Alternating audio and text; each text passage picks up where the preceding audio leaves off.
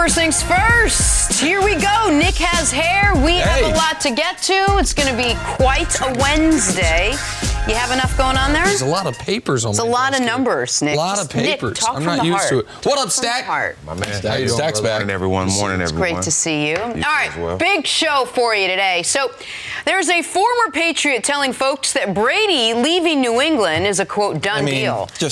Villanova head coach and friend of the show, Jay Wright's going to be here joining us shortly in studio. But we got to start with the Lakers letdown, because as the Lakers learned, it's hard to beat the Nets on a Tuesday night. Pick this up in the fourth, 15 seconds to go. Lakers down 2. LeBron drives to the hoop looking to tie the game, and he can't get it. The ball would go out of bounds. Lakers would retain possession. One last chance for L.A. LeBron gets the inbounds pass, drives. Oh, he's got a better shot. Kicks it out to wide open Anthony Davis for the win, and that does not go at the buzzer. Lakers stunned by the Nets, 104-102. Here is LeBron James after the loss. I had an opportunity to, break down the defense and either look for my shot or, find a teammate. And, we had a great look, a great opportunity to win the game. And, we just missed it. That's what the game is about. Sometimes you take the good. It's a make or miss league at times, but we had a hell of a look. And, it didn't matter who was over there, AD or, he stepped up, took it, missed it, but it's okay. If Kuz was over there, KCP, Danny, whatever the case may be, the same pass would have been delivered on time and on target, and we'll live with the results. His ability to get in the paint and draw defense just like he did. He had 3 guys on him, and it's our job to finish plays. So moving forward, obviously, knowing that he draws a lot of attention, we got to be shot ready. All right, Stephen, what'd you make of how this game ended? I'm not really worried. That's the shot you want at the end of the game. Obviously, I think the biggest thing they coming in the next today is talking about is we can't play to the level of our competition. And that's basically what it is. Is that what they did? That's basically what they did. You can't take anything. You can't be mad about them losing this game. They got the shot they wanted. They should have won the game at home. But you can't play to the level of your competition at this part of the season. You're building for the playoffs. You're getting ready to get into a great team feel going into the playoffs. These are the type of games you don't want to lose at this point. They have to get better. But the shot is what they wanted. Everything else was perfect. Yeah. Your point about playing a level of competition. The Lakers had been extraordinary all year and not losing to bad teams. Mm-hmm. They had, to my eye, one bad loss all year. Now, they had some blowout losses to good teams, but they had a 1-point loss to Orlando a few months ago. Other than that, their only losses to teams below 500 was a loss to Portland. Back up, Kevin. Oh. They had a loss. They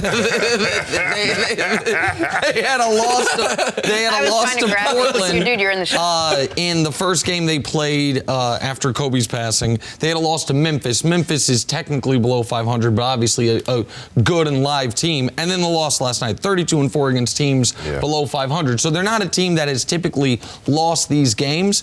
The end of the game, though, this is what happens when you're down 9 with 6 minutes left. You need everything to go your way. And I'm sure, and we can get into it, there's going to be criticism. LeBron, you got to take that shot. How? LeBron doesn't have to take that shot. You can't. There's 3 people on you. Exactly right. Now, LeBron, the previous play, you can make the layup. Like, that's a bunny that he missed. Yes. And after, in the huge weekend against Milwaukee and the Clippers, what was underrated in the weekend, 12 of 14 from the line, 12 of 15 from the line for LeBron. Best free throw shooting games of the year. Yesterday, 1 of 5 from the free throw line, including missing his first 4. You lose 2-point game, miss 4 free throws, it ain't great. Could be a little fatigue. But sure, a little fatigue in his new routine, because all of them were short, by the way, so maybe that speaks to the fatigue. But at the end of the game, they got what they wanted. You got the final 3 possessions. LeBron's got his hand on the joystick, and he is finding the right play. The first time, the third to last possession, Anthony Davis gets an open 3, and he makes it. You can watch it here. LeBron drives, gets the defense, open 3, money. The next possession, the layup we're talking about, oh, you're not going to collapse? Okay, I get to the rim. He's just got to make it, but he does the right thing. This one here, all right, I'm going to drive again. Oh, you are going to collapse? 3 people. I'll get a wide open shot for the win.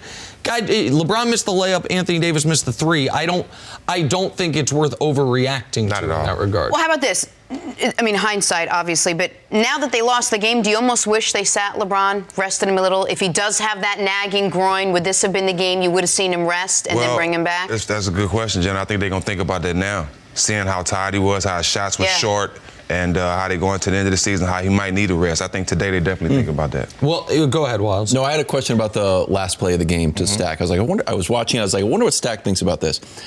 How much are you allowed to yell at Anthony Davis in the final shot if you're on the bench? Are there you can do anything, or it's a fascinating play? And Because you saw KD, because KD, who wasn't even obviously dressed for the game, he was screaming. Everyone's screaming. KD it just feels like something I would do in like. You know what's the sad part about that? If Anthony Davis makes the shot and it's time on the clock, and he turns around and says something to them, he's getting a technical foul.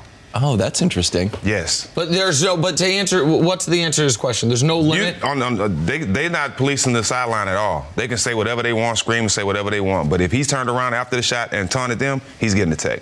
So that's not, that don't make sense. And then, Jenna, before we wrap this up, to answer your question directly, the Lakers only have one tough stretch the rest of the year. This one that's about to start. Houston, Denver, Utah. They have the 25th easiest schedule left. They have those 4 games, and then only 4 other games after that the rest of the season against playoff teams. Toronto, Indiana, OKC, and a Clippers game. They have a cupcake schedule after this next week. So if you wanted to get LeBron a little extra rest, this would have been the game after the tough week. And it's why I said he was questionable with the groin. I thought they'd give him, because he played Sunday. You can give him off Monday. But he played hard Friday. He played, on Sunday, hard Sunday. This would have been the game. Absolutely. And I said yesterday was Tuesday. So you could have given him off Tuesday, not play until Thursday. Right. And then you have, like I said, Houston, Denver, Utah. You don't expect him to miss one of those games, because I think they would have thought you can beat Brooklyn without LeBron. Now, you couldn't even beat Brooklyn with LeBron, so it wouldn't have gone well for him, you would imagine, without him. But yeah, I don't think he's gonna sit again. I went hard Friday and hard Monday. I felt like I should have taken today off, but I came in good for you. Like LeBron. I'm a trooper.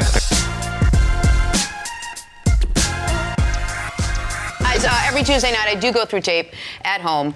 I do compile the best of the best. This is what I came up with. Best lob of the night. It's Luka Doncic with the flick of the wrist finds Dorian Finney-Smith, guys. Luka, now the Mavs lost this game.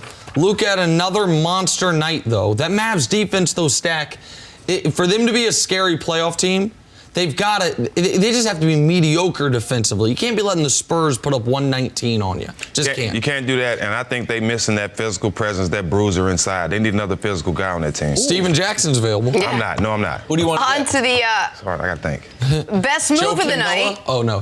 Bulls rookie Kobe White showcasing the handles with a nice behind-the-back move. Good game from Kobe. First start? Yes, and by the way, Bulls, play the kids. Play nothing but the kids. So it's spoiler alert, you're not any good, you're not going to make the playoffs. Kobe White should be able to play 40 minutes a night if he wants to. Why was it his first start? Because they're a poorly run organization. Very poorly. Yeah. All right, on to the best sidestep of the night. Nice highlight, too. That goes to Jason Tatum. Oh! Using the move to hit the deep Look dagger. at that, Nick. Nick Tatum moving up in your tiers. He is. Superstar. You know what? Jason Tatum did move up in the tiers. Finally. Back to the Tatum tier, because he dropped off it. He dropped off the tier over the weekend. You can't drop off your own tier. He got renamed the Donovan Mitchell tier. I'm sorry. He got renamed. He dropped off it over the weekend, but because... Whose tier did he drop onto? Oh, that next tier? The A-all tier. No, there's a name for it. The Kyle Lowry tier. That's the tier. Oh, wow. It's not a bad tier. Who's good on players?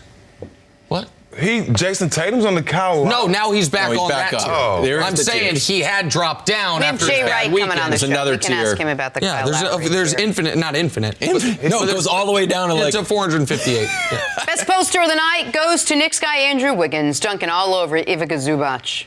Hey, shout out to Wiggins. At least he played. That's right. Draymond couldn't play. Shout out, Steph's he did still his under job. the weather. Obviously, the Warriors are going to be undermanned against a near full-strength Clipper team. Lou Williams didn't play, was the only one. It's a nice highlight by Wiggs. It's a good highlight. Look at this. You're growing. Eating What do you mean? crow. Who's Well, growing? you're growing emotionally about... Hey, Stack. Maybe people won't get mad when Stack says it. Is Wiggins good? Man, y'all know I had my own little thing with him on Instagram when him and Jimmy Butler was going at it. But what I said about the kids, I love him. He has a lot of talent. I just want to see him play with more passion because I think he has something in him. He just can't get it out. Okay, that's a nice You said way. it that- So I you was said going to it say, is that a way. nice way of saying? I did not say it like that on Instagram.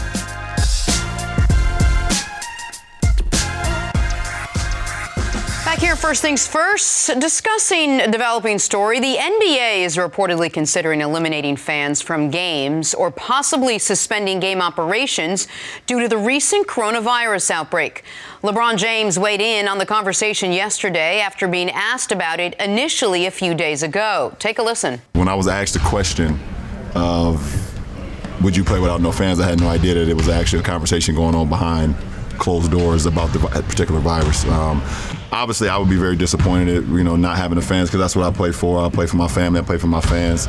They're saying no one could actually come to the game if they decide to go to that point. So I'd be disappointed in that. But at the same time, you gotta listen to the people that's keeping a track on what's going on, and if they feel like it's best for the safety of the players, the safety of the franchise, safety of the league, to mandate that, then we all listen to it. LeBron clearly wasn't prepared to answer that question at first came up. This is a story that is developing so quickly, so fast every single day. So I think these players are now being asked again, and maybe there's a bit of a different answer. What was your answer to what LeBron had to say? All right, well, first of all, I'm glad LeBron walked it back. It was very clear when he was first asked about it. He didn't know it was a conversation. Which is why he was almost flippant about it. He was like, I ain't going. It was a very, now that he is read or talked to people or learned things, he now is realizing what a lot of people are realizing, which is NBA games are going to have to be played without people in the arenas. They're going to do it. I would be shocked if by this time next week there are people in these arenas. And here's the deal, folks. I am obviously not an expert on this. And the last thing you should do is listen to your local or favorite or least favorite, whomever sports personality, on what to do with a viral outbreak. But what I have done, because I knew we were going to have to talk about this, is done my homework and read the people who you should listen to. America's leading biologists and virologists and people that teach at Stanford and in Northwestern. And there is one thing they are unanimous on. And this is the key here. And I really implore people to listen to this. It's all about flattening the curve. Nobody seems to plausibly believe, none of the experts, that we have a realistic way to drastically cut down the number of people who, at the end of the year, in total, end up with coronavirus. But we have a very clear-cut, tried and true, with example after example throughout world history, of how to make sure when people get it, doesn't spike at a time it overruns the health system. And that's the whole key here. And that is not holding major mass gatherings of people. That's the key. And for folks that say, well, I'm young and I'm healthy and I'm going to be fine, that's not the point. We got 100,000 ICU beds in this country. At any given time, about 65% of them are full. So you got 35,000 available. If this spikes, as it has in Italy, as it did in Iran, then the healthcare system's overrun. And even if you are young and healthy, you get a staph infection unrelated, you get pneumonia unrelated, they might not be able to take care of you. But if we do the smart things, the things that all the experts say we need to do, which is change our way of life to a degree for a few weeks to a month. The to a degree is key. Yes, it doesn't mean we're a police state and no one can leave their house. It does mean we use common sense and not hold mass gatherings of people. Big concerts, big sporting events. The concerts, I guess you just have to cancel because there's no sense in holding the concert without people there. Sporting events, you can still play them. Just can't ask all the people to come there. It is, according to the experts, unanimously irresponsible. And the question I would have for folks, and I get the skepticism of the media.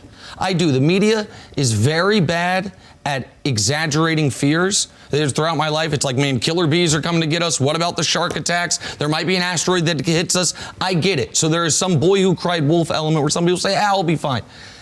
Don't worry about the media. Worry about what the doctors are saying. And they say if you flatten the curve, then what we can end up with is a minor disruption. If this thing gets bad, it's not going to be no fans at games. It's going to be playoff games canceled. It's going to be no games being played.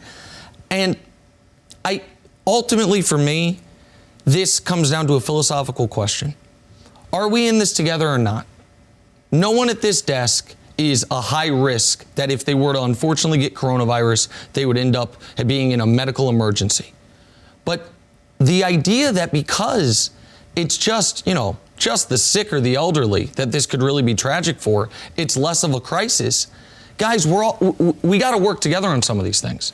And I applaud the NBA for taking steps. I think they're going to take more drastic steps. I applaud the different NCAA conferences that have said fans can't come to the games.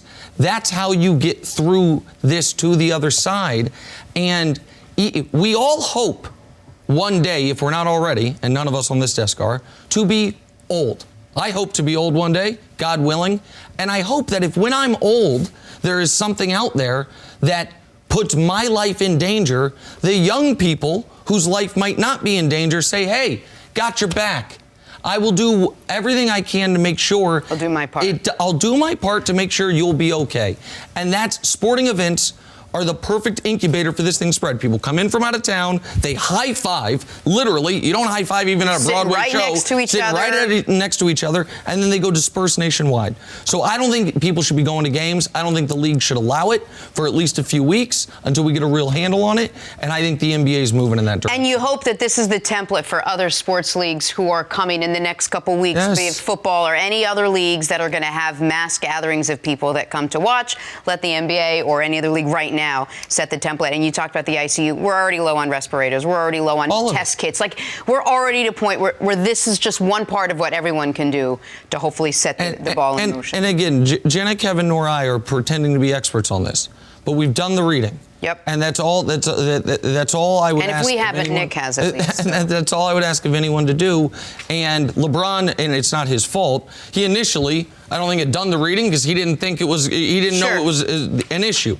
He then did the reading or did the research or talked to someone who said, hey, if we got to play without fans, we got to play without fans. I'm telling you, the experts say if you don't take this step, the step you're going to end up having to take is not have the playoffs.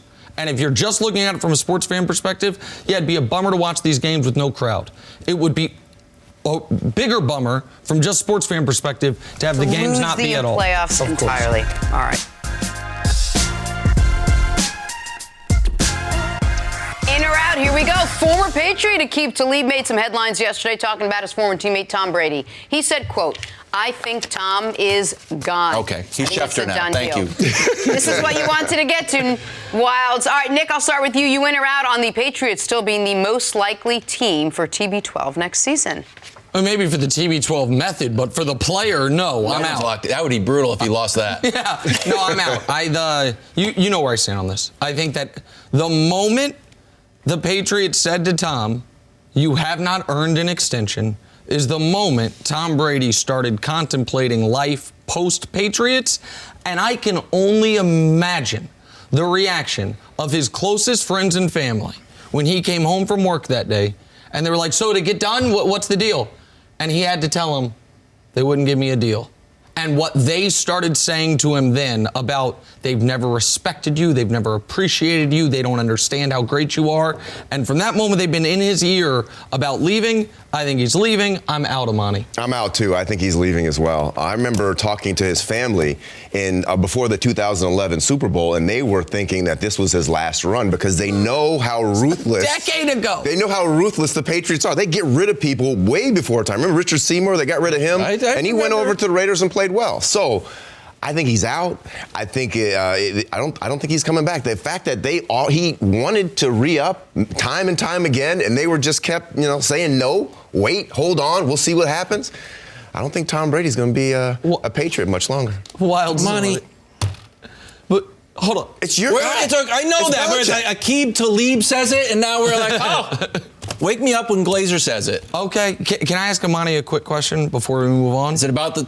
It's about the 2011 Super Bowl. I knew this was good. Yeah. When you walked off the field having beaten Tom Brady... Well, I wasn't on the team. I'm sorry. My apologies. Yeah. My apologies. But after that game, after talking to him... Yes. Could you have possibly foreseen that he was going to go to, from that moment forward, 4 more of those things and win 3 of them? Absolutely not. I mean, the fact that his spread between Super Bowls, his first Super Bowl was in, what? 2001. 2001, and his last Super Bowl was 2018. That's incredible. You think he's got 4 more Super Bowls in him, Nick? 5. next year. Oh, next year. No, I don't think. All right, let's stick with You Brady. beat him in 07. 07, You beat yes. him in 07. Yeah. I forget about the Yeah. Tom Brady Super Bowl losses. There's a handful of them. My bad. My apologies, Amani. NFC East. Just don't mess with NFC East. Recent reports right. said the Patriots are sniffing around the Here we trade go. market for receivers and tight ends to entice Brady to stay. But Amani, you win or out on Brady still being a draw for top-tier wideouts. Absolutely. There we I go. think he's had a career of making good receivers great. I mean, Julian Edelman is a perfect example. He's a good receiver. Great receiver. He's a good receiver. Right, great. No, Hall of you're Famer. We found out this year Thank you. that Julian Edelman cannot be a number one and cannot hold a team by himself. He needed help. The Patriots realized they needed help. They got Josh Gordon. They got Antonio Brown. They got Mohamed Sanu. They got all these people because they know Julian Edelman, great player. I'm not saying anything Hall of bad Famer? about him. He's from the Bay Area. I love him. Famer. He's got third. He might have In his third most or hometown. second most playoff receiving yards. Okay, so That's put 'cause he's Derek Fisher played in a the whole Hall bunch Fame of too. This is his second most playoff minutes ever, Derek Fisher. Not talking about Oh minutes. my God. The yards a compliance nowadays app. It's nice. with receivers, you can't look at them. It's all right. Oh, come on. You can't look at them. And, wide receivers. and Amani, this is the galaxy brain Pat fans have been doing all year, which is Brady has no help. It's not his fault. Julian Edelman's a Hall of Famer. Edelman was there.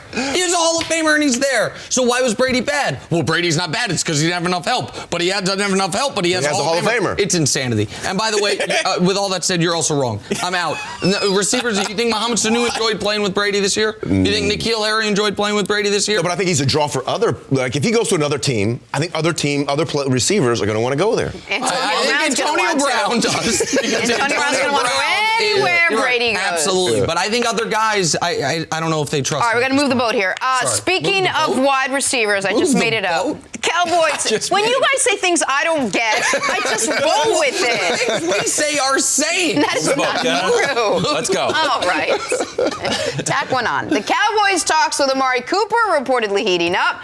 Nick, you were not on Amari getting a deal done with the Dallas quarterback with Dallas before Dak Prescott. I'm going to drive this train forward and say I'm in. I think they get it done with Amari because I think Dak is playing a level of hardball the Cowboys are not accustomed to. And now you can say, well, Zeke played hardball. Yeah, but Zeke was arguably the best running back in football. It was just like, hey, pay me like the best running back in football. Dak's like, hey, I'm the 11th best quarterback in football and the second best quarterback in my division. Pay me the most money in the history of the league. And it's like, damn, man, that's a tough putt. So I think Amari's going to have more reasonable contract demands, and I think they're going to have to get something done with Amari so they can keep the franchise tag open for Dak. So I'm in. I think I'm out because they never do the quarterback deal. I mean, the wide receiver deal. I'm a wide receiver. I wish they would, but I think they're always going to try and secure that quarterback, and I think they're going to go in that direction, trying to get Dak done, even though it is hardball, even though it is a situation that they're not used to. They're going to still save every last dime, making sure that they get that quarterback because receivers. Most receivers, some receivers, you can get a couple guys. So what happens to Amari? I think he's going to wait and see what happens with Dak. Okay. Maybe he pushes place this to be. taxi forward to Green Bay. All right. You know what? We're not moving any boats, but now I will read the next story in Oh, the yeah. teleprompter. Coming back to the Patriots. On to the best story in the NFL today. Rob Gronkowski reportedly close to finalizing a deal with the WWE, which had us thinking, Amani, you win or out on Gronk's finishing move being the Gronk spike? I'm out. I just think Like spikes of football on a guy? I don't think the spike is Gronk's. It's like Miley Cyrus and twerking. Like she can't just take it and claim it for herself. Oh, you're saying he appropriated He the spike? appropriated it. The spike has been going on for years. He just made it bigger. What a take! I think That's the best take of the day. I think what it is remember when Gronk 25. Remember when Gronk he scores a touchdown and he goes like this? Mm-hmm. They should name that something, but not the Gronk spike. Okay. The spike is already taken. Do something else. I love the take. Someone put it on social. Rob Gronkowski culturally appropriated the spike. I love it so much. I'm also out, though, because the finishing move clearly should be the spear. The spear is a football move. It was what I think your illegal. guy's That's finishing right. move. Yes. Whose finishing move was I believe it? it's Goldberg's finishing move, and we're here to put Goldberg on notice. That's Goldberg. Yes, Goldberg is Universal Champion. Now that Gronk is headed Look to at the this WWE. Goldberg highlight. Watch out, Goldberg. Coming for the trophy. Oh. True champion Rob Gronkowski will add another championship to his trophy case. Oh, okay. So the Here's best some football player turned wrestler? Probably he's the best football player turned wrestler if you don't count LT. LT was in there. But was LT I mean, like The full-time? Rock? The mailman. The Rock wasn't as good a football player as Oh, Gronk. okay. All right. It's all a balance. Got it. Okay.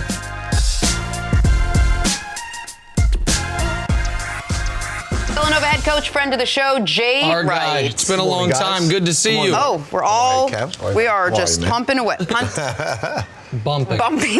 Fist bumping, Jenna. Bumping. My goodness. Now that we're doing it, I got to get the There you go. vocab correct. Coach, this is the youngest team you've had in a while, and yet you guys are the 2 seed in the conference. What has that adjustment been like for you? Grays, man. Grays, I'm Grays. telling you. They're coming. They're coming. We try to do everything in our program not to be young. You know, we want experienced Sure. players. But it's hard in today's college basketball game to keep players until they're a little bit older. It is, and we've tried to work through that, and we had the 4 after our 18 championship, 4 guys left, and that's what kind of caught us a little young. So anyway, we got through it. It has been different. A lot of teaching. Going into this tournament, we usually have some veteran guys that have played in Madison Square Garden that have been through this, and we got a lot of new guys going through it for the first time. So this is a unique Big East tournament for us. All right, so everyone on your roster is undefeated in this tournament, right? You have no one that's lost a game. I didn't know that, but now I mean, that unless you have say a it- fifth-year senior Yeah, that I'm because not we don't- thinking of. No, No, you're you right. don't. I mean, you guys won it in 17, you won it in 18, you won it in 19. And a lot of them haven't been around. Right. Some of them are New. undefeated because they're Freshmen. 0-0 in the Right, tournament, but right. none of these guys that you will coach this week have ever lost a single game in the Big East tournament. That's interesting. And I'm just curious for you guys, because obviously you guys have had such enormous postseason success, what the message is this time of year, and if there is a bit of, at this point, a message of, guys, this is our tournament. Like, it maybe always historically wasn't, but this is our tournament now. I just don't know if that's your messaging point or how you approach it. We actually approach it in that this is just our next game. Okay. It's just our next game, and we're trying to improve every game throughout the year. Now, that's always been our message. Even in some of our championship years, we felt like we were getting better. I remember in 18, we said after the game in the championship, we said, we actually, if we could play another game, we wanted to go back to practice. So we try to keep that mindset. We're just trying to get better and better every game, and then eventually the season comes to an end. Right. That's how we look at it. So I guess the question is, how do you teach experience to the guys that don't know it? Do you walk them in? Do you show them the banners? Do you say, okay, so I've been here? It's hard to teach that It is. had they not gone through it with such a young team. It is. Every opportunity you get to get them in that building. Playing in the Big East tournament, I think, is comparable to playing in the NCAA tournament. When you play in the NCAA tournament, it's such a different vibe. And I don't know if there's another tournament in the country that has the same thing. When you go into Madison Square Garden, it's a totally different vibe. Sure. So when we played St. John's this year at the Garden, we made sure we got a shoot around the day of the game, just so we get the guys in there, walk them around, let them see everything. Normally, with our older teams, we don't use the shoot around day of the game. We want to keep them fresh. But we made sure this year we went in there, that's spent the interesting. time in there, talked to them, let them see everything. You go in there for the first time, you're a kid, you're like, wow, Right. you know. So let's get through all that. We did play St. John's there, and now when you go to the tournament, you can't get in for shoot around. So you just got to hope that game against St. John's and our walkthrough helped us kind of ease into it. Selection Monday, millions of people will be filling out their brackets, and it will come down to, at some point, Villanova versus, I don't know. Why should people pick Villanova? This young group, if we're going to do it, has the chance to really improve a lot at this point in the season, because we're just Still improving. Yeah, we've got so much potential. We got a lot of young guys that are really just coming into their own. Jeremiah Robinson Earl, our freshman big guy, is playing his best basketball. Justin Moore, another freshman, is playing his best basketball that he's played in his career, which isn't long, but he can. I think his experience of going through the Big East tournament is going to help him in the NCAA tournament. So, and even our sophomores, they can get a lot better. So we're a young crew that we could get hot. Okay.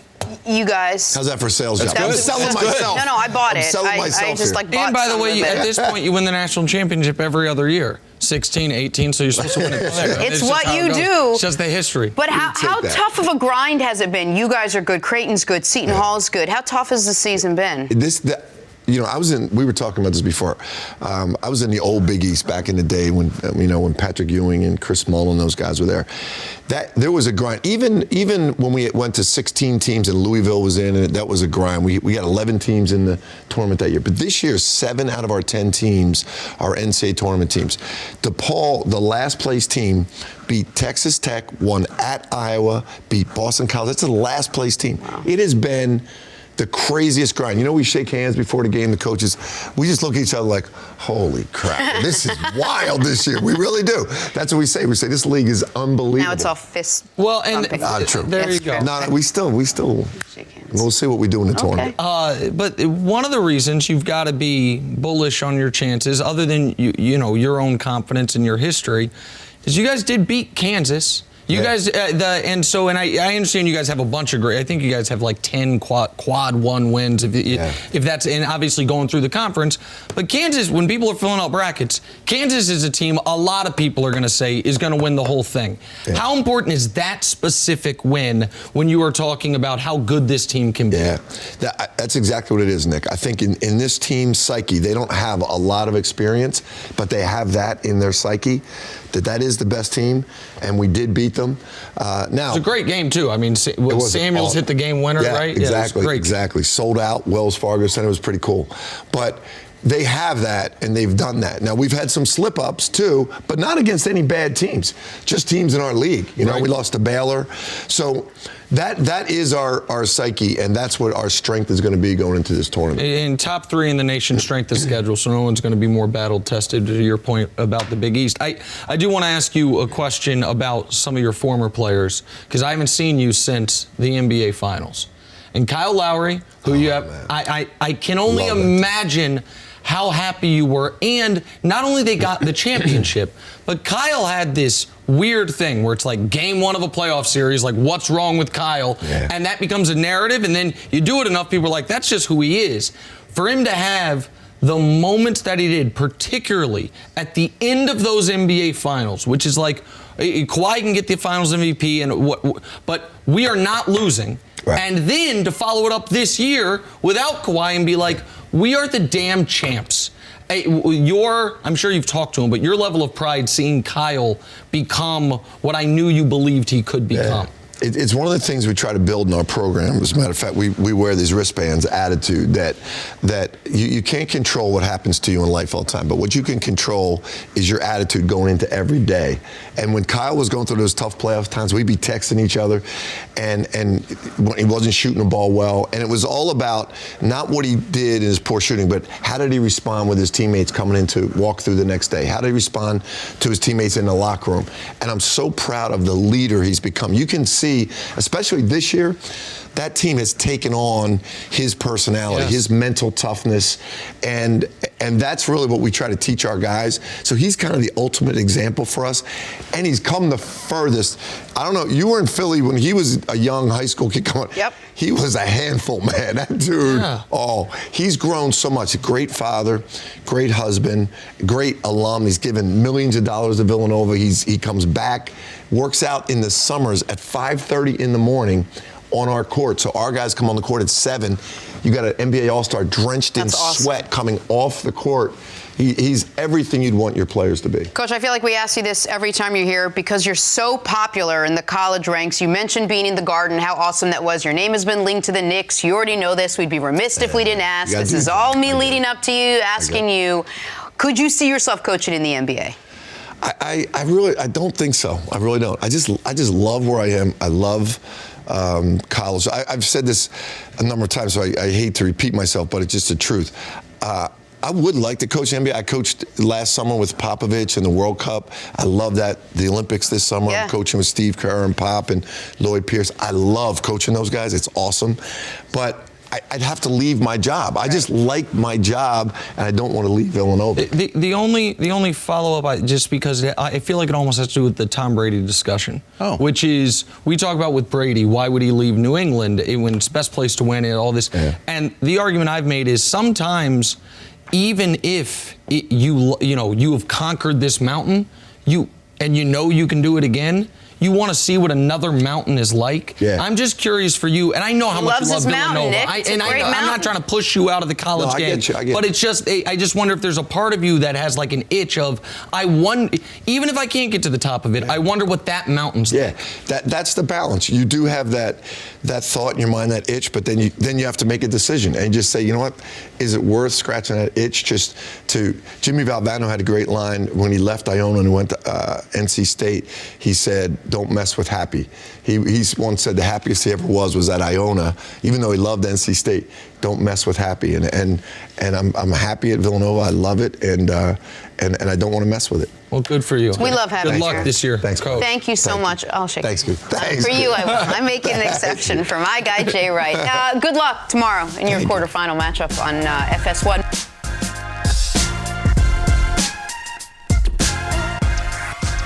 Tom Brady's just a week away from changing his status update to free agent on for Facebook? the first time in his 20-year career. You'd assume teams are already lining up to talk to him, but you'd be assuming wrong. According to a report from Diana Rossini, Brady's interest in teams outweighs the number of teams actually interested in him. It's called dating. Amani. That's funny, John. Thank you. What did you make of it? What did you make of this? I think this is crazy. I mean, who's going to turn down Tom Brady? I mean, people make... but a bunch of teams. No, I doubt that. I doubt that. I think if teams really feel like they have an opportunity to get Tom Brady, they're going to make some moves, and they're going to do it. They're going to make some moves to get it. Just because, I mean, you look at what happened to Peyton Manning. I mean, he wanted to go to the Broncos. They had a need because they had Tim Tebow, but they made all kinds of moves to get rid of Tim Tebow. They changed their entire thing, and they got 2 Super Bowls out of that. So I think that there's a lot of teams that haven't gone to the Super Bowl recently and that haven't been competitive recently. You that get Tom Brady. One quarterback away, even though it's a 43-year-old quarterback. Or at least believe they're a quarterback away. Okay. They don't have to actually be a quarterback away. They just have to think they're a quarterback away. Yeah, everybody thinks they're a quarterback away. And who's not going to want to pad their own stats and find an opportunity to get one of the quarterbacks that they know who's proven to be clutch, proven to know how to win Super Bowls, know how to make everybody around him better. I think Tom Brady, this is probably a Patriot implant trying to bring him back to the New England Patriots. Did you say this? I'm okay with that. Yeah, I like it. I like that theory. No way. So a couple things. One is, you're absolutely right about the Broncos. It should be noted, though, with Peyton Manning, Peyton wanted to go to the Texans, and the Texans were like, we got Matt Schaub, we're good. Now, the Texans are a poorly run organization and ended up being foolish, but there is the argument that there would be some teams that are like, no, we're good where we're at, even if they don't have a superstar at quarterback. But I think the teams we have listed, if we can show the other camera shot, the teams we have listed over Amani's head, those are the 5 teams. I think that is the exact list. Whoever made the graphics, spot on. Except placement of graphic. No, sorry, Amani. That's fine. I can see. I don't think John Gruden is in love with Derek Carr. I think the Tennessee Titans, if they think Tannehill's going to cost about what Brady's going to cost, Vrabel would rather have Brady. The Chargers, obviously, without a shadow of a doubt, for football and non-football reasons, I believe would love to have Brady. Would they have Tyrod Taylor now? Right now, Tyrod Taylor's the only starting quarterback on the roster. And people can say the Niners, it's foolishness.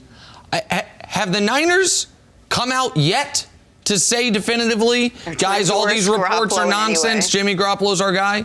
I haven't heard.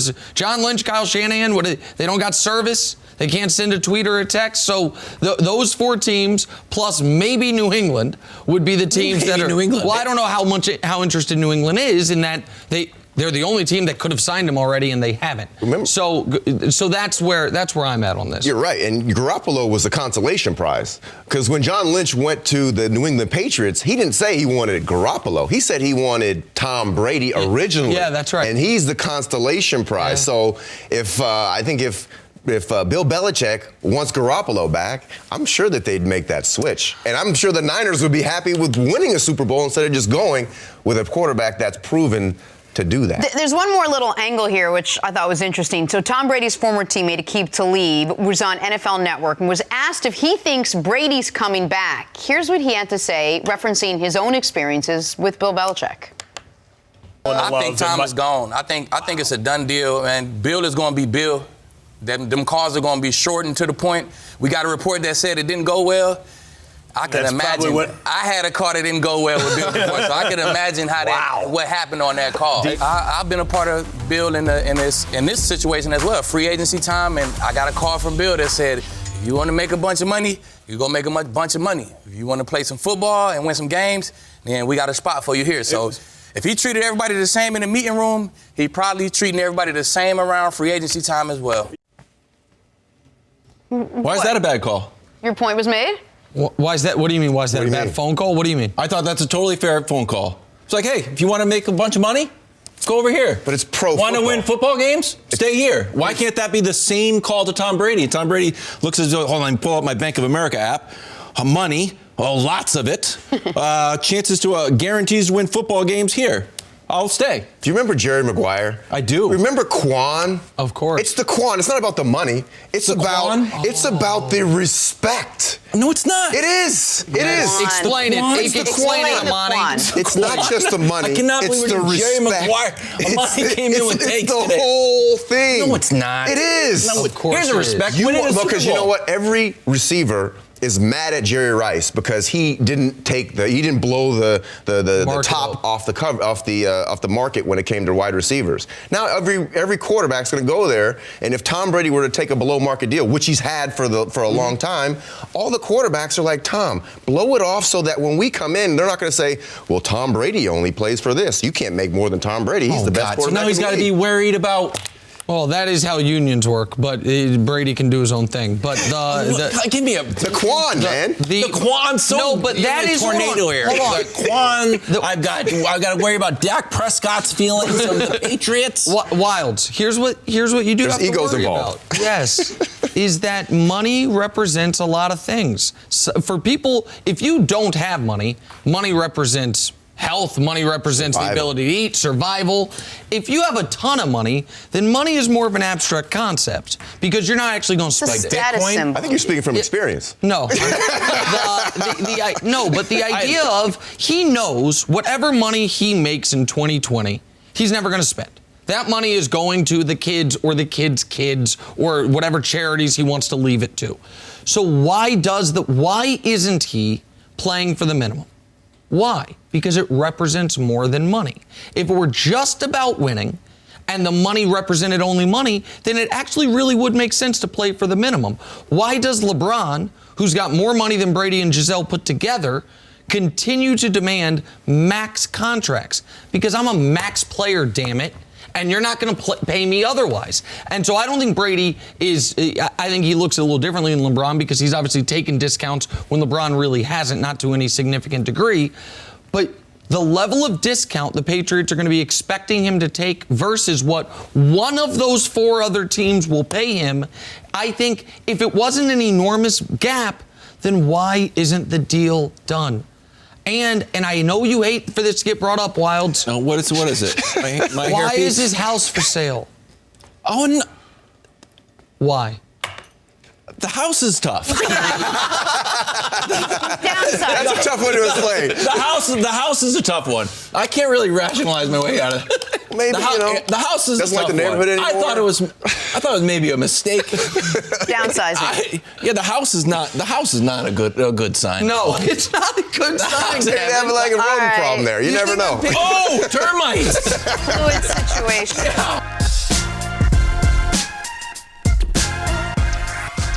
Tatum helped carry Boston to a win over the Pacers last night, 30.6 boards. Celtics clinch a playoff spot for their sixth straight season. Nick, Boston clinching a playoff spot last night was blank. Cute. It's cute. I mean, I love when he does this. What? He's like adorable. He did it yesterday.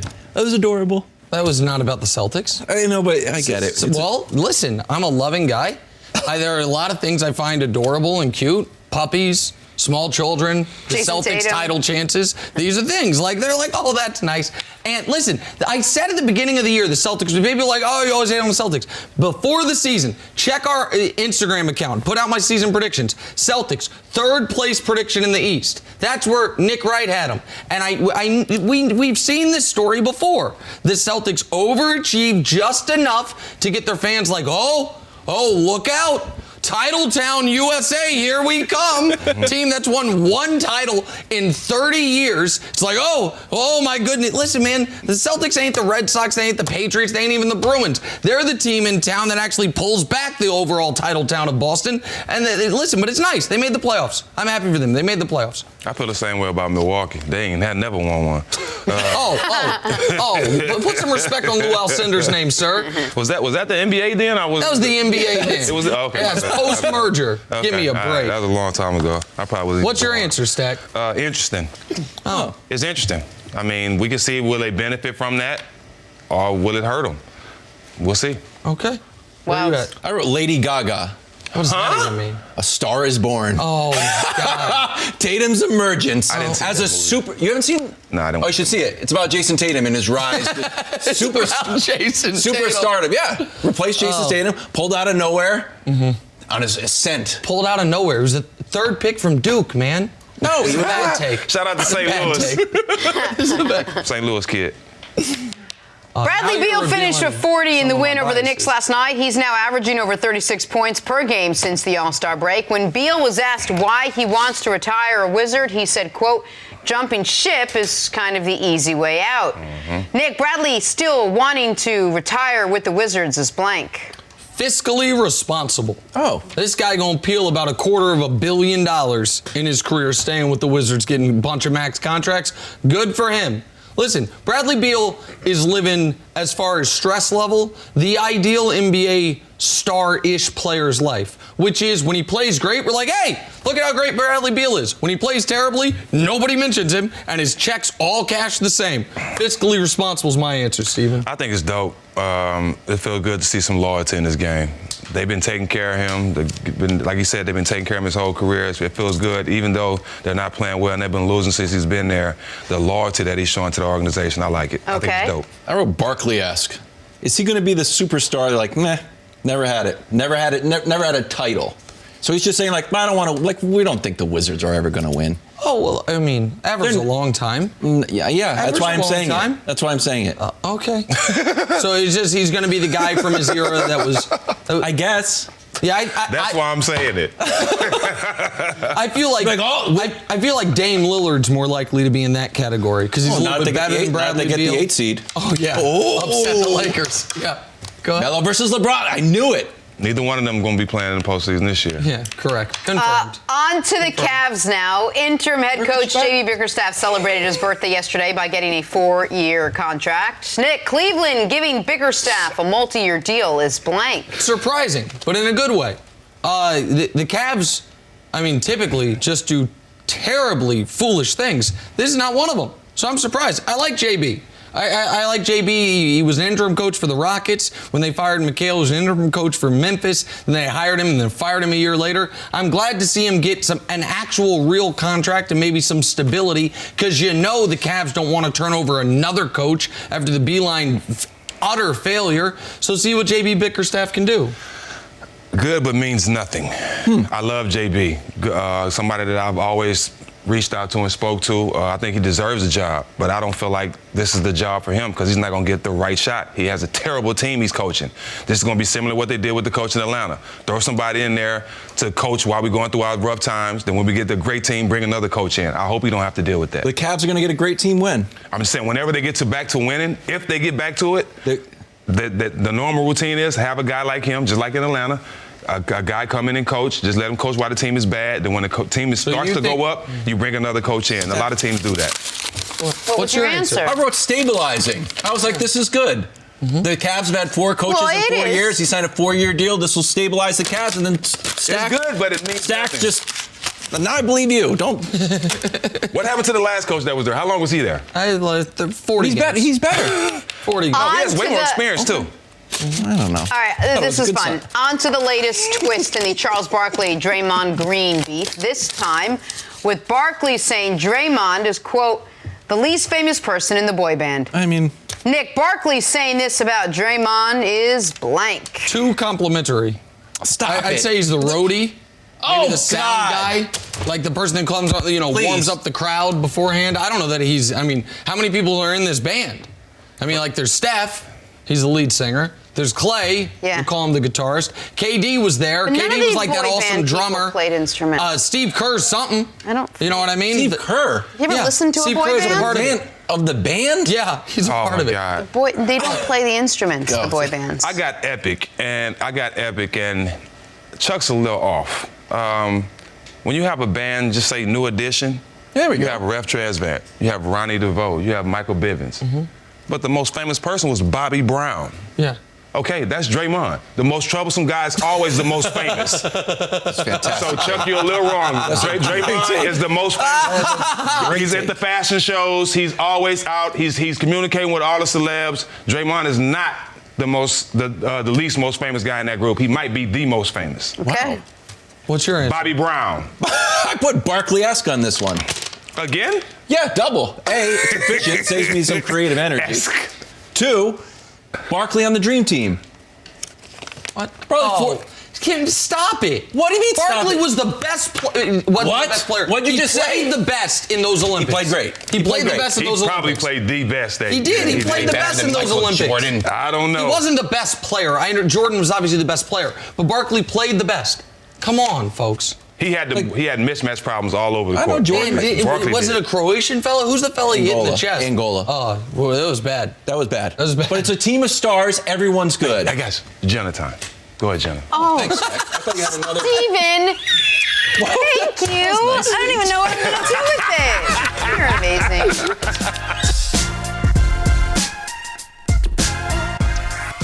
Let's move on to the Rockets now. With Houston on a 4-game losing streak with the real possibility of small ball being exposed, Harden and Russ finally showed up. They combined for 64 points and got the crucial win over the Timberwolves. Nick, will the real Houston Rockets please stand up? Oh, nice. You see what I did there? Nice. Also, which team is the real Houston Rockets? What I did was I took a song. Listen. Yeah. And then I brought the team into it, and then I said it. No, she killed it. Eminem, she killed it. It was a great job. Killed it. Great job. People gave me a hard time for saying this yesterday because they said it was too obvious of a point. But for the Rockets, it's infinitely true. They need to hit shots, and they need Russ and Harden to play great. Is that too much to ask? I don't think so, but that's the way they win. The only way they seem to win, though. But that take needs work. Why? Why? It's accurate. It's accurate for the Orlando Magic too. No, it's not accurate for the Orlando Magic, and it's not accurate for the other. The Clippers can win even if Kawhi and Paul George don't each play great. It's not for them to win if both of them play poorly, but if one guy plays poorly, because Lou Williams might drop 30 on you, Montrezl Harrell can get you for 25 and 15 rebounds. Marcus Morris, who thinks he's a top 10 player in the league, gonna be gunning, he might be hitting. So they have different ways to beat you. The Lakers can beat you and have beaten you in games where neither LeBron nor Anthony Davis score a lot of points because they have an excellent defense, right? Milwaukee can do the same thing. They can beat you because Giannis is greater, they can beat you because of defense.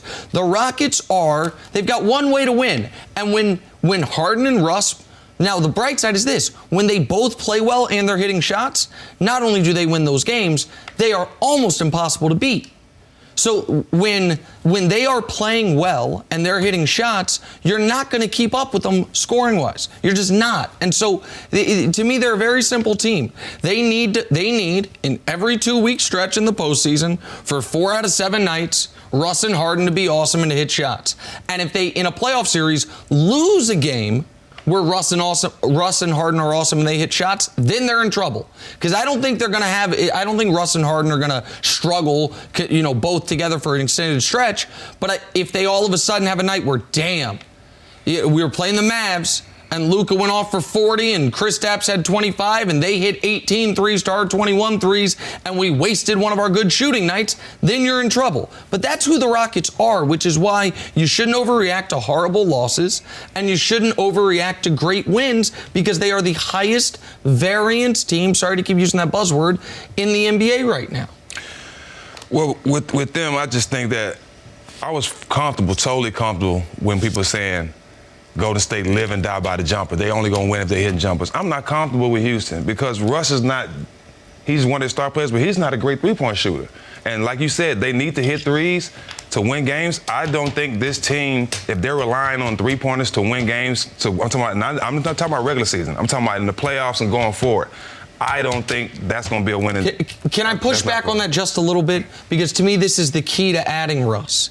Is he can have a great game, his best games, without hitting threes. Right. He is the guy who gets to the rim and gets to the mid-range. Right. So it's, yes, the team as a whole needs to hit threes to play well, and Harden obviously can only play well if his shot's falling or if he's getting to the line a ridiculous amount of times. It's only a 3 or a layup. There's nothing in between with James. Correct, absolutely. Right. Or a free throw, which is, it gets him on both of those. Right. But Russ can stop a run when everyone's missing shots because he gets to the rim. That's what they don't want from Russ is 6 3-point attempts a game because it's the weakest part of his game. Mm-hmm. And that's he doesn't do that anymore. No, that's to his credit.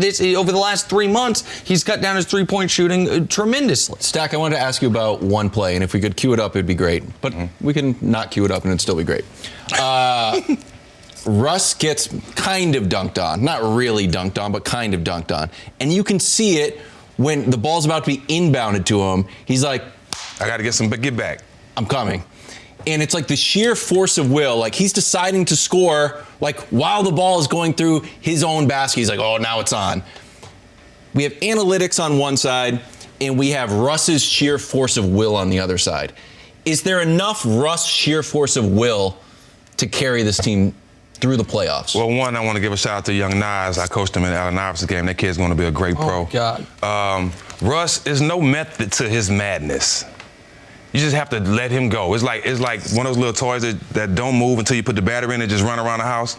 You just got to let Russ do his thing. So how far can that carry the Rockets? It can carry you. It can carry you far. How far? It can carry you to the championship. Okay. It can.